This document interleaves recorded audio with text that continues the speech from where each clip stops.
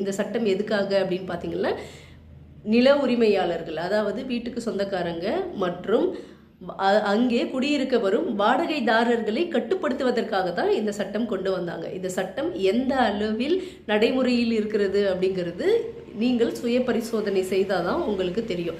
ஏன் இந்த கருத்தை நான் முன்வைக்கிறேன் அப்படின்னு பார்த்தீங்கன்னா, இந்த சட்டம் அமலுக்கு வந்து இத்தனை வருடங்கள் ஆனாலும் இந்த சட்டத்தில் சொல்லியிருக்கக்கூடிய விஷயங்களை யார் யாரெல்லாம் நடைமுறைப்படுத்தியிருக்காங்க அப்படின்னு பார்த்தீங்கன்னா, அந்த பட்டியலினுடைய விவரங்கள் மிகவும் குறைவாக தான் இருக்கும்.